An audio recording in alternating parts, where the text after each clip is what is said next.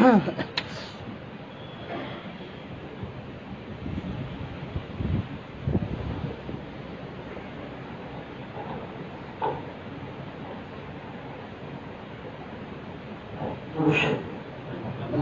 صل على سيدنا ومولانا محمد وعلى آل سيدنا ومولانا محمد وبارك وسلم. الحمد لله رب العالمين، والصلاة والسلام على سيد الأنبياء والمرسلين وعلى آله وأصحابه وأزواجه وذرياته ومن تبعهم بإحسان إلى يوم الدين. أعوذ بالله من الشيطان الرجيم. بسم الله الرحمن الرحيم. ولا تهنوا ولا تحزنوا وأنتم الأعلون إن كنتم مؤمنين. وقال النبي صلى الله عليه وسلم: من رأى منكم منكرا فليغيره بيده فإن لم يستطع فبلسانه فإن لم يستطع فبقلبه وذلك أضعف الإيمان. صدق الله العظيم وصدق رسوله النبي الكريم ونحن على ذلك لمن الشاهدين والشاكرين والحمد لله رب العالمين. میرے محترم دینی بھائیو، قرآن کریم کی ایک آیت اور نبی کریم صلی اللہ علیہ وسلم کا ایک فرمان آپ کو پڑھ کر سنائے. پہلے ہم اس کا ترجمہ سن لیں. قرآن میں اللہ ارشاد فرماتے ہیں: اے ایمان والو، ولا تہینوا ولا تحزنوا، آپ کو غمزدہ ہونے کی ضرورت نہیں، آپ کو گھبرانے کی ضرورت نہیں ہے. وَأَنْتُمُ الْأَعْلَوْنَ، تم ہی سربلند رہو گے، تم ہی کامیاب رہو گے. شرط کیا ہے؟ شرط ہے ان کنتم مؤمنین، اگر تم ایمان والے، اگر اللہ کی ربوبیت پر، اللہ کی قدرت پر، اس کی کائنات پر تمہیں ایمان ہے، تم صحیح معنوں پر اللہ پر ایمان رکھنے والے ہو، تو تمہیں دنیا کی کسی طاقت سے گھبرانے کی ضرورت نہیں ہے، تم ہی سربلند رہو. یہ قرآن کریم کی اس آیت کا ترجمہ ہے. نبی کریم صلی اللہ علیہ وسلم کا ایک فرمان میں نے آپ کو پڑھ کر سنایا، جس میں اللہ کے رسول ارشاد فرماتے ہیں: من رأى منکم منکرا فلیغیرہ بیدہ.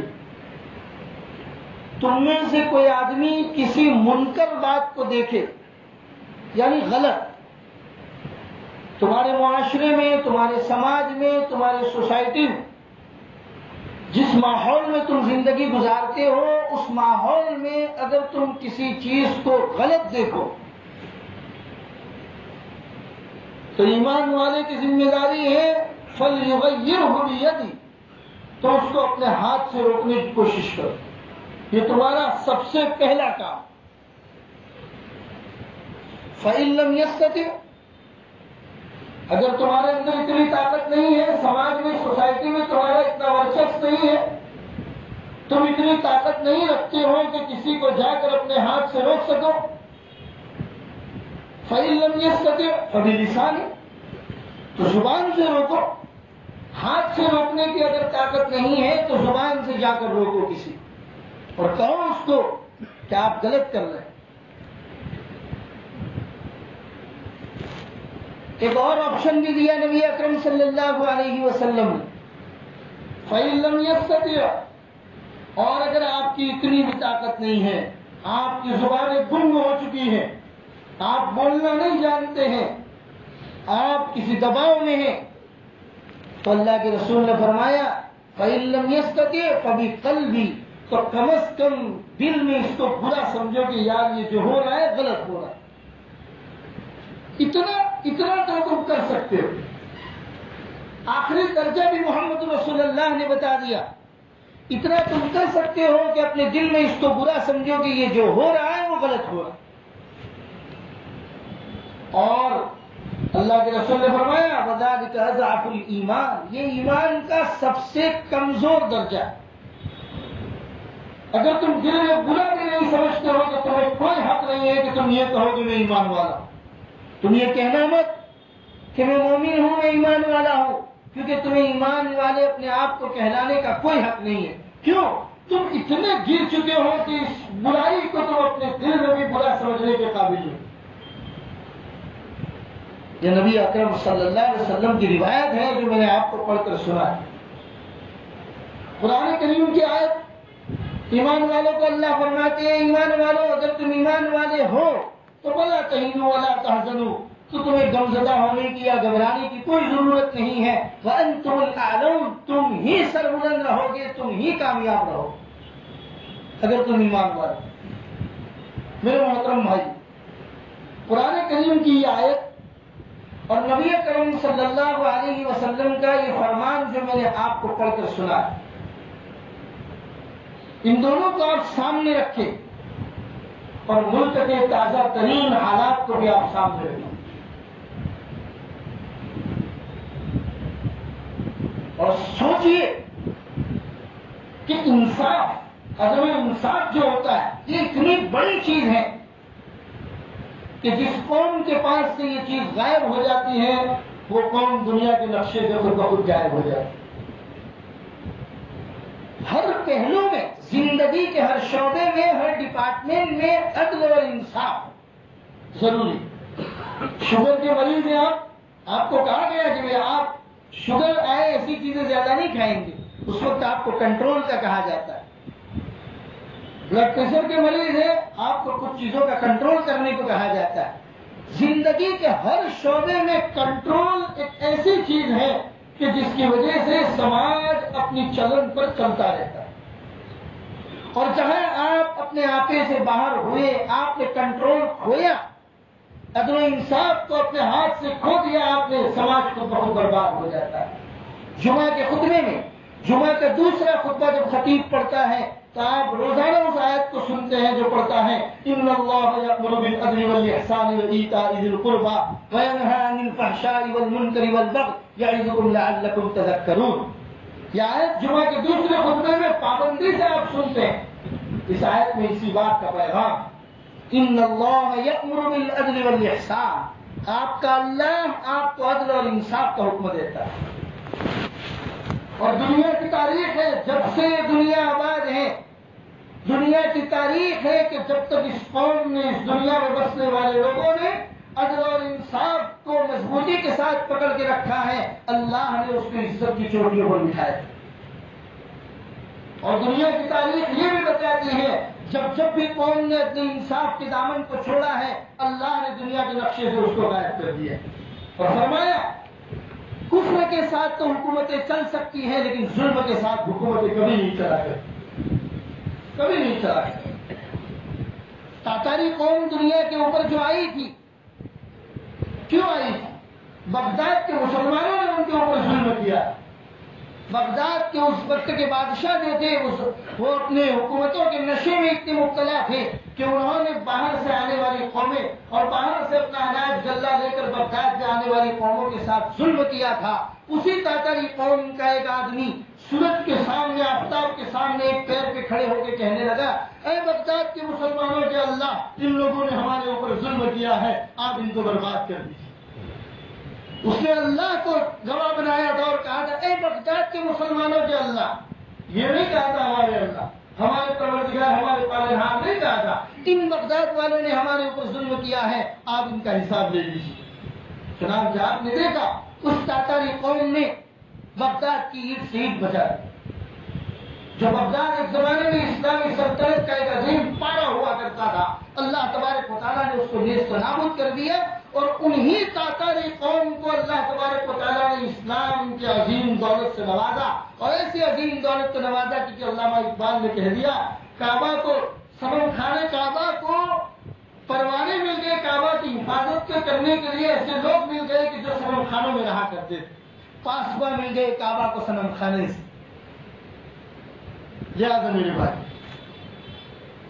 جس روشنی میں آپ دیکھ رہے ہیں ہندوستان کا بھی جو عالم सोशल मीडिया आप हमसे ज्यादा इस्तेमाल करते हैं, सोशल मीडिया पे चलने वाली खबरों को आप हमसे ज्यादा जानते हैं।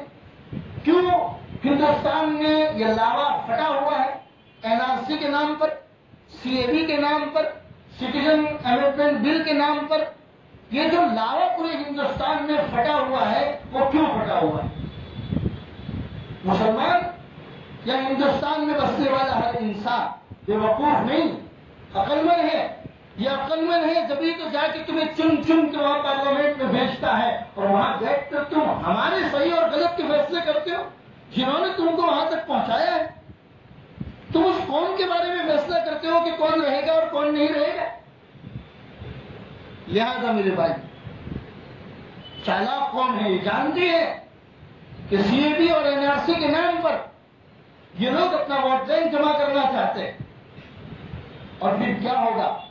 मुसलमान ही एक गफलत वाली कौम है मेरे भाई, कि जो कुएं के मेंढक की तरह कुएं को अपना दुनिया समझती है और उसके आगे सोचना मुसलमानों ने छोड़ दिया, नौजवानों ने खास तौर पर छोड़ दिया। आप कुछ आगे सोचो, निकलो अपने दिल से बाहर और सोचो कि इसके नुकसान क्या क्या है। और अगर सोचने में आपको मदद नहीं मिल रही है, हम बताते हैं आपको। आइए बर्मा के हालात को जानिए, आइए अंदलूस और स्पेन के हालात को जानिए, क्या हुआ था वहां। यही बिल्कुल यही 100% यही सूरत हाल स्पेन में थी जो आज हिंदुस्तान में पैदा हो रही है। यही, कोई फर्क नहीं था। यही सूरत हाल अंदलूस और स्पेन में पाई जाती थी। इन्होंने सबसे पहले ऐसे बिल को पास करने की कोशिश की कि जिसमें मुसलमानों को अकलियत के अंदर डाल दिया जाए और आहिस्ता आहिस्ता वोट करने की उनकी जो इख्तियारात थे उसको छीन लिया गया। और फिर क्या कहा? आप हमारे मुल्क में नहीं रह सकते। कौन से मुल्क की बात हो रही? जिस मुल्क में 800 साढ़े 800 साल तक मस्जिदों के मीनार से अल्लाह अकबर की सदाएं बुलंद हुआ करती, जिस मुल्क की दरो दीवार से ला इलाहा इल्लल्लाह मुहम्मदुर रसूलुल्लाह की सदाएं आया करती, उस मुल्क के लोगों को यह कहा जा रहा है कि तुमने इस मुल्क को क्या दिया, इस मुल्क में तुम्हारी कोई जरूरत नहीं है, लिहाजा हम अब तुम्हें इस मुल्क से निकालेंगे। फिर क्या हुआ? क्या हुआ मेरे भाइयों? इब्तिदाद की एक हवा चली। किसको कहते हैं इब्तिदाद? इब्तिदाद इसको कहते हैं कि उस मुल्क के लोगों ने देखा कि जाएंगे तो कहां जाएंगे, लिहाजा नऊजुबिल्लाह अल्लाह हमारी और हमारी नस्लों की हिफाजत फरमाए। उस कौम ने फैसला कर दिया कि धर्म परिवर्तन कर दो और छोड़ दो अपने मजहब इस्लाम को। चुनांचे मजबूर हो गए अपना मजहब इस्लाम छोड़ने पर, और मजहब इस्लाम को छोड़कर वो उस मुल्क में दूसरे मजहब को कबूल करके उस मुल्क में रहने को उन्होंने कबूल कर दिया। और वो मुल्क, जिस मुल्क में मुसलमानों ने 850 साल तक हुकूमत की थी, आज उस मुल्क की दरो दीवार पुकार पुकार कर कह रही है, कहाँ है ला इलाहा इल्लल्लाह, कहाँ है मोहम्मद रसूलुल्लाह, कहाँ है अशहदु अन ला इलाहा इल्लल्लाह, और कहाँ है अल्लाहु अकबर। कोशिशें मेरे और आपके साथ भी की जा रही है। लेकिन उससे भी बड़ी बात, ये तमाम चीजें आप जानते हैं, उससे भी बड़ी बात जिसका पैगाम और जिसका मैसेज आज हम आपको देना चाहते हैं, वो ये है कि इन्होंने सबसे बड़ा काम ये किया है कि हिंदुस्तान के आईन, हिंदुस्तान के लॉ, हिंदुस्तान के कानून और संविधान के साथ खिलवाड़ करने की कोशिश की। और हिंदुस्तान के मुसलमान कभी भी इसको बताए, मुसलमान क्यों, हिंदुस्तान का चालाक और चालाक शहरी और होशियार शहरी इस बात को कभी भी बर्दाश्त नहीं करेगा, चाहे वो किसी भी मजहब से ताल्लुक रखता हो, कभी भी इसको बर्दाश्त नहीं करेगा। क्योंकि इन्होंने डायरेक्ट अटैक किया है हिंदुस्तान के संविधान पर, हिंदुस्तान के कानून पर अटैक किया। हम तो इस मुल्क में हमेशा अमन और शांति के साथ रहे हैं और आइंदा भी रहेंगे, रहने का इरादा करते हैं, कोशिशें करते हैं कि दीगर कौमें भी अमन और शांति के साथ रहें। क्यों? हमारे पास मजहब इस्लाम है, मोहम्मद रसूलुल्लाह की तालीम है, कुरान करीम की तालीमात है, जो हमें कदम कदम पर इस बात का सबक देती है कि मुसलमानों, अमन और शांति ऐसी चीज है कि इसको कभी भी नागा नहीं करना।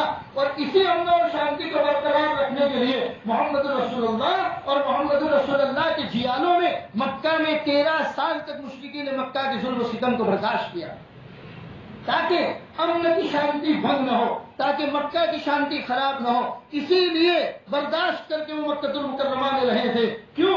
उनके मोहम्मद रसूलुल्लाह ने उनको अमन और शांति की तालीम दी। इसलिए आपने देखा खुदा सबूत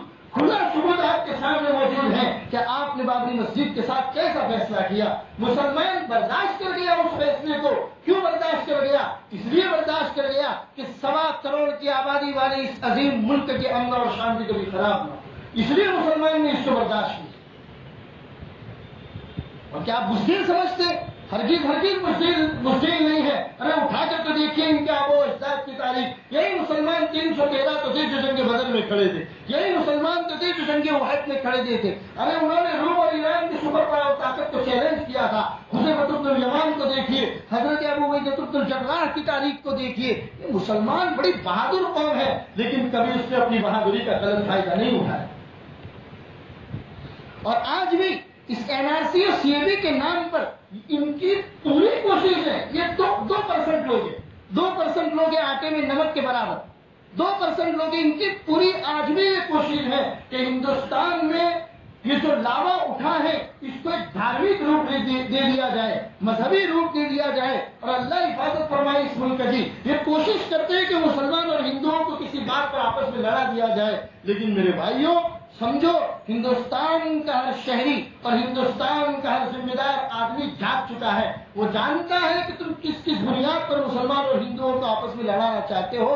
ارے یہ ملک میں برسوں سے یہ لوگ امن اور شانتی کے ساتھ رہے ہیں, اور آئندہ انشاءاللہ جب تک قیامت رہے گی ہندوستان آباد رہے گا. اور ہندوستان کا ہر شہری, چاہے وہ مسلمان ہو, چاہے وہ ہندو ہو, چاہے وہ سکھ ہو, عیسائی ہو, ہر دھرم کے لوگ پیار اور محبت, امن اور شانتی کے ساتھ اس ملک میں رہیں گے. اور تمہاری کوششیں ناکام ہوگی, تمہاری کوششیں ناکام ہوگی. تم 2% لوگ ہو, اور نہ معلوم تم نے اس ملک میں بسنے والے جو لوگ ہیں, چاہے وہ غریب قسم سے تعلق رکھتے ہو یا کسی بھی دھرم سے تعلق رکھنے والے لوگ ہو, تم نے ان کو اپنی کٹپتلی بنا دیا ہے. اور اسی بات کو لے کر ہندوستان کے اندر یہ لاوا پھٹا ہوا ہے. لہذا میرے بھائی, ہمیں بھی سوچ سمجھ کر قدم اٹھانے کی ضرورت ہے. جوش میں ہوش کھو دینا یہ عقل مند انسان کا وتیرہ اور عادت نہیں ہوا کرتی. جوش ضروری, لیکن اس میں اپنا آپا کھو دینا, ہوش کھو دینا, اپنے جوش کی وجہ سے کسی اور کو نقصان پہنچانا, کسی کے املاک کو نقصان پہنچانا, ہمارے ملک کی چیزوں کو نقصان پہنچانا, اسلام ہرگز کبھی بھی ان تمام چیزوں کی اجازت نہیں دے. آپ اپنی آواز اٹھا سکتے ہیں اس لیے کہ آپ ایک جمہوری ملک میں رہتے ہیں, اور جمہوری ملک میں رہتے ہوئے آپ کی ڈیموکریسی آپ کو اس بات کی اجازت دیتی ہے کہ آپ اپنی آواز کو اٹھائیے, لیکن امن اور شانتی, عدل اور انصاف کے پہلو کو کبھی بھی آپ چھوڑیے گا. نبی اکرم صلی اللہ علیہ وسلم کے زمانے حلف الفضول جو پیش آیا تھا وہ کیوں پیش آیا؟ عاص بن وائل نام کا ایک آدمی تھا, اس نے مکہ کے اندر تجارت کرنے آنے والے لوگوں کے ساتھ ظلم و ستم کیا تھا, اس کے سامان کو لوٹ لیا تھا, اور اس کو پتا چلا کہ اس مکہ میں محمد رسول اللہ نام کے ایک انصاف والے آدمی رہتے ہیں. جب آپ صلی اللہ علیہ وسلم کی عمر مبارک صرف 20 سال کی, اس کو کسی نے بتایا کہ تو ان کے دروازے پر جا, اس کے دروازے سے تو کبھی خالی ہاتھ واپس نہیں آئے. چنانچہ وہ آیا, عین دوپہر کے موقع پر محمد رسول اللہ کے دروازے کو کھٹکھٹایا, اور اس نے آ کر عاص بن وائل کی شکایت کی کہ عاص بن وائل نے میرے ساتھ ظلم و ستم کا معاملہ کیا. نبی اکرم صلی اللہ علیہ وسلم 3 فضل نام کے 3 آدمی تھے, ان 3 آدمیوں کو ساتھ میں لیا اور 4 آدمیوں کی ٹیم بنا کر اللہ کے رسول عاص بن وائل کے گھر پر گئے, اور گھر پہ جا کے دھرنا ڈالا, اور اس کو اس بات پر مجبور کیا کہ تو نے جو ظلم کیا ہے اس کا سامان لوٹا, اس کے سامان کو واپس کر اور سوری بول, معافی مانگ. اس عاص بن وائل نے لوٹے ہوئے سامان کو واپس بھی کیا اور معافی بھی مانگی اس نے, اور پکا ارادہ بھی کیا کہ آئندہ میں کبھی کسی کے ساتھ ظلم نہیں کروں. یہ محمد رسول اللہ نے اپنی آواز اٹھانے کا سبق آپ کو دیا ہے. اس کے علاوہ مکہ المکرمہ میں ایک اور واقعہ پیش آیا. ایک آدمی اپنے پڑوسی سے پریشان تھا, اور اس نے آ کے محمد رسول اللہ سے شکایت کی, یا رسول اللہ میرا پڑوسی مجھے بڑا تنگ کرتا ہے, بہت ستاتا ہے, ظلم و ستم کرتا ہے. حیرت النافذہ کے حوالے سے یہ بات میں کہہ رہا ہوں آپ کو. اس نے کہا کہ یا رسول اللہ میرا پڑوسی مجھے بڑا ستاتا ہے, بہت پریشان کرتا ہے. نبی اکرم صلی اللہ علیہ وسلم نے فرمایا अपने घर का सामान बाहर रोड कर निकाल, कपड़ा तान, खेमा तान और वहां रहना शुरू कर। आने जाने वाले लोग तुझे पूछेंगे कि भाई घर खाली करके यहाँ क्यों रह रहा है, तब तू अपने जुल्म का जवाब दे।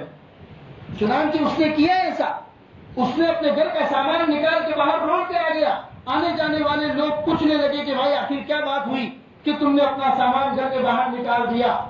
जब उसने लोगों को बताना शुरू किया कि मेरा पड़ोसी मुझ पर जुल्म करता है, फिर आखिर उसको शर्म आई, उसने आके माफी मांगी कि आइंदा मैं आपको कभी भी नहीं सताऊंगा, आप अपना सामान लेके घर में आके रहना शुरू कर दीजिए।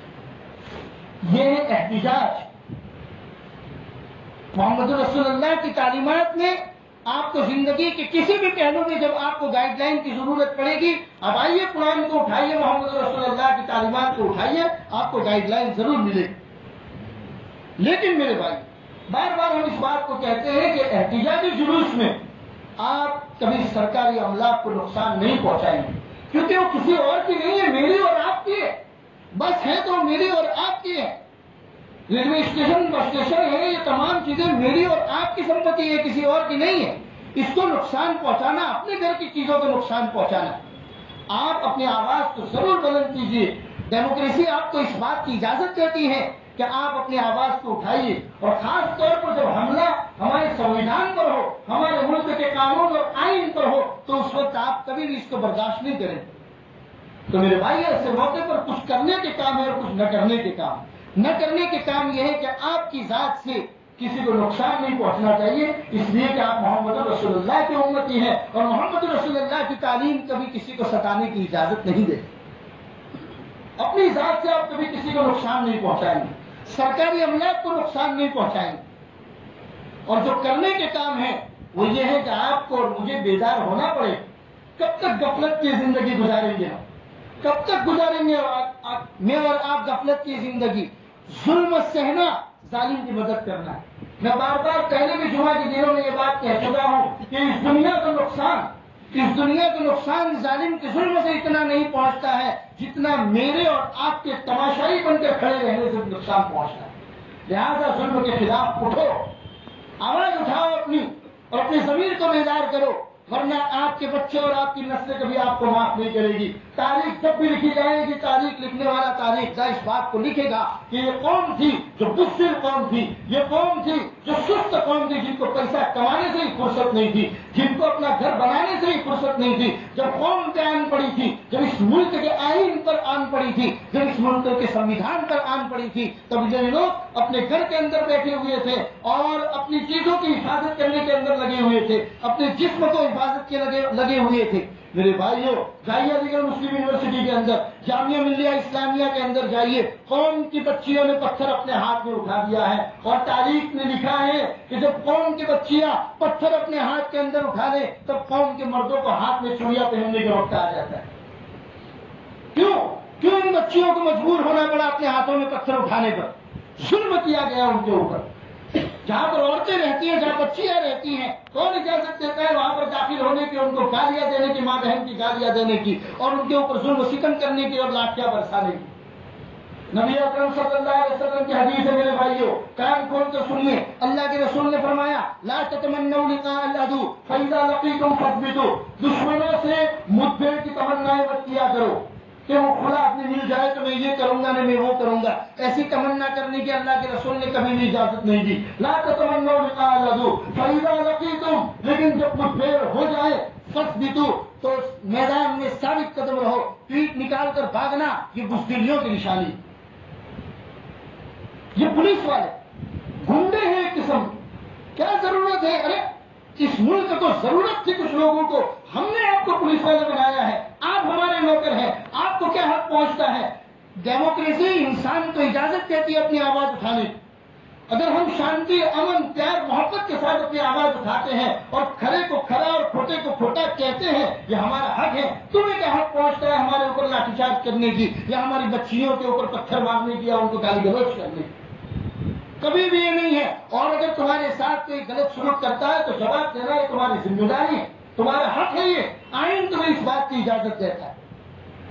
लिहाजा मेरे भाइयों, ये करने के काम है, उनकी तरफ आप तवज्जो दीजिए। बहरहाल ये जो धरना اور یہ احتجاج جو اٹھا ہے اس کو ہمیں بہت دور تک آگے تک لے جانا ہے، لیکن اگر آپ اس کو توڑ پھوڑ کے ساتھ تعبیر کریں گے تو یہ احتجاج آگے تک نہیں چلے گا۔ جوش میں ہوش اپنا کھونا نہیں ہے، توڑ پھوڑ کسی بھی چیز کی کرنی نہیں ہے، اور کبھی کسی کو غلط برا کہنا نہیں ہے۔ دوسری بات میں نے بتایا تھا آپ کو کہ یہ فاشزم طاقت ہے، کوشش یہ کر رہی ہے کہ اس کو ہندو مسلمان کا مسئلہ بنا دیا جائے، لیکن نہیں، وہ ہمارے بھائی ہیں، ہم ان کے بھائی ہیں۔ اس ملک میں برسوں سے امن و شانتی پیار محبت کے ساتھ ہم رہتے ہیں اور آئندہ بھی رہیں گے۔ یہ جو روپ دینے کی کوشش کی جا رہی ہے، آپ ہرگز ان کو اس روپ دینے میں مددگار مت بنیے۔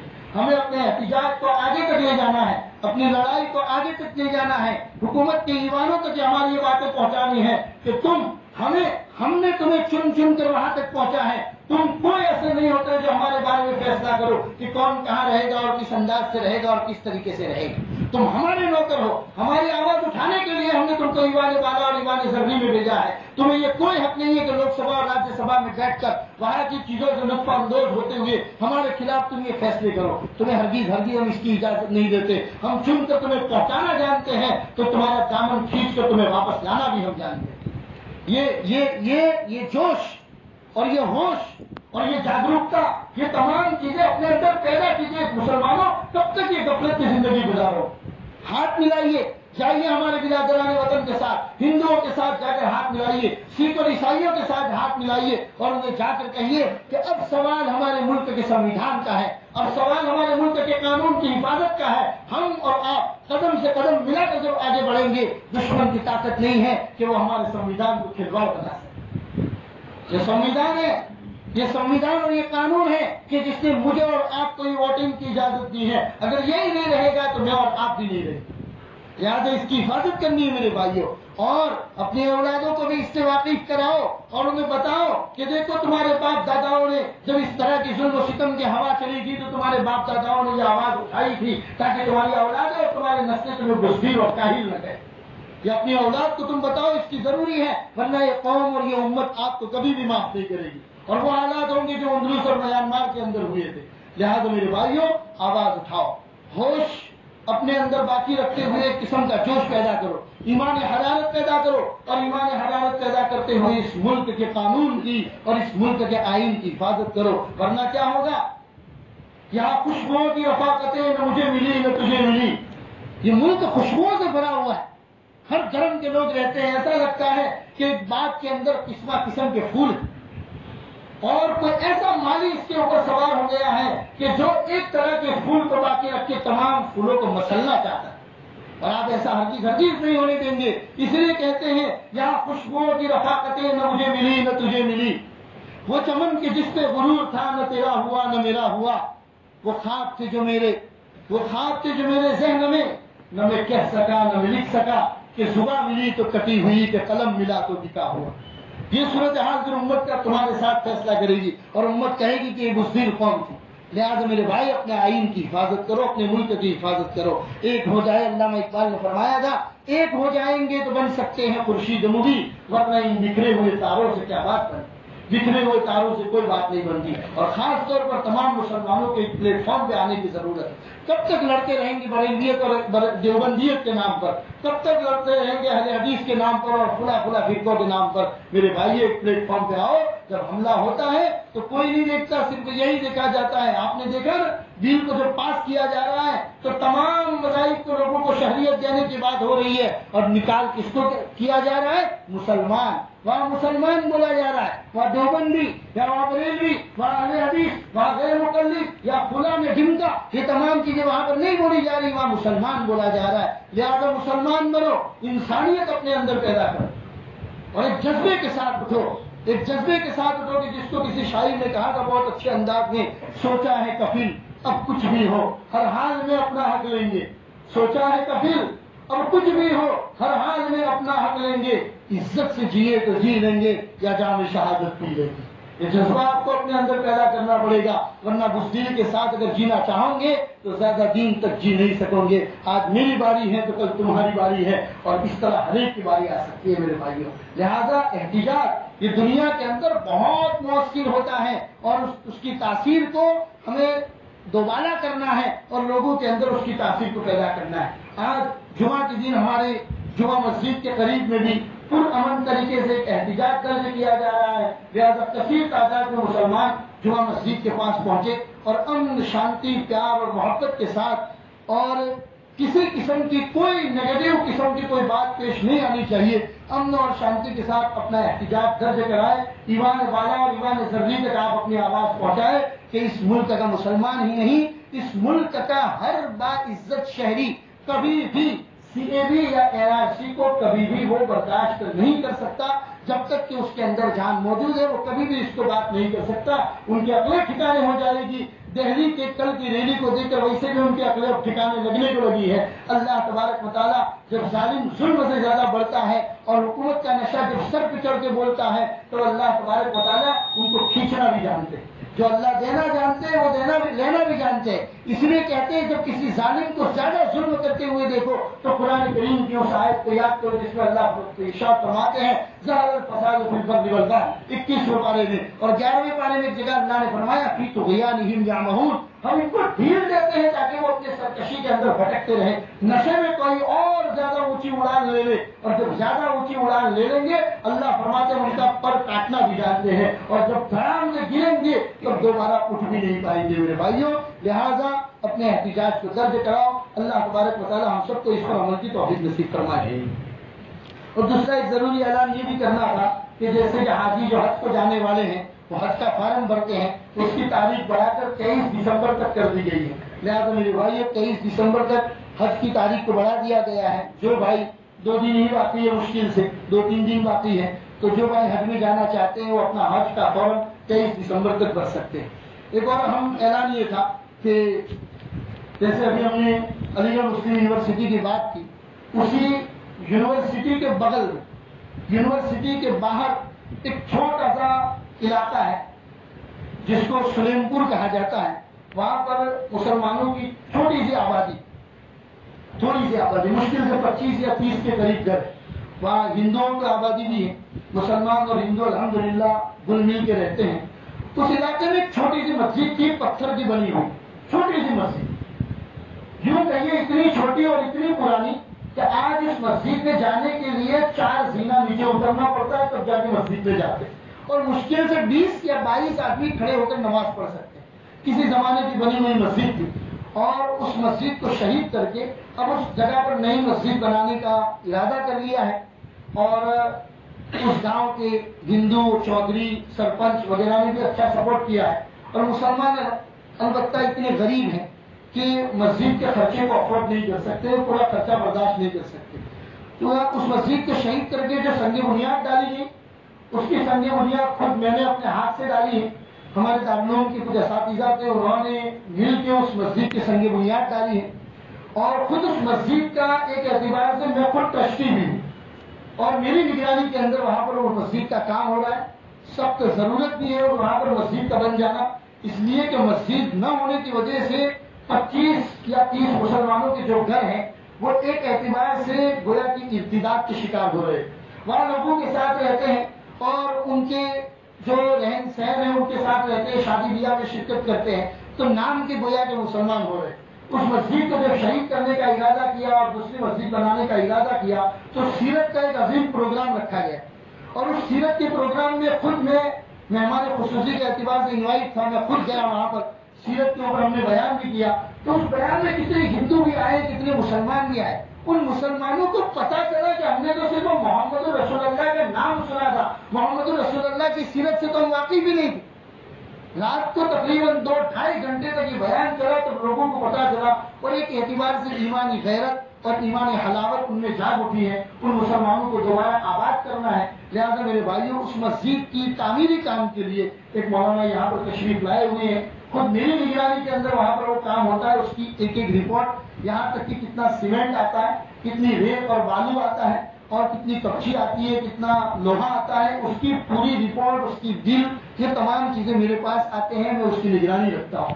لہٰذا آپ تمام لوگوں کو، حالانکہ بھروچ میں 3-4 سال سے کام کر رہے، پہلی مرتبہ انہوں نے دار ارقم میں ارادہ کیا ہے، میں خود نہیں چاہ رہا تھا کہ میں اعلان کروں، لیکن کچھ لوگوں سے مشورہ کیا تو لوگوں نے کہا کہ نہیں آپ اعلان کیجئے۔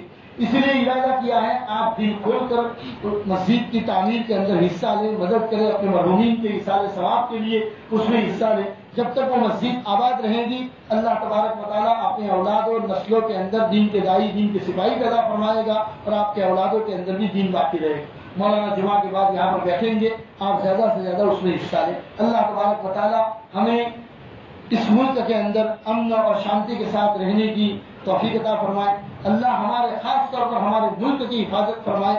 اللہ ہمارے ملک کی جمہوریت، ہمارے ملک کی ڈیموکریسی کی حفاظت فرمائے، اور اس ملک میں بسنے والے تمام مذاہب کے لوگوں کو پیار، محبت، شانتی کے ساتھ رہنے کی ہم سب کو توفیق عطا فرمائے۔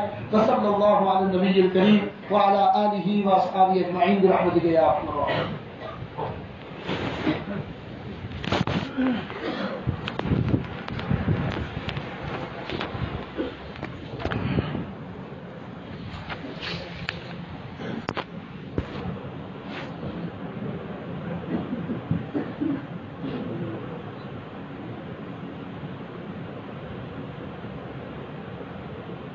جزاک اللہ۔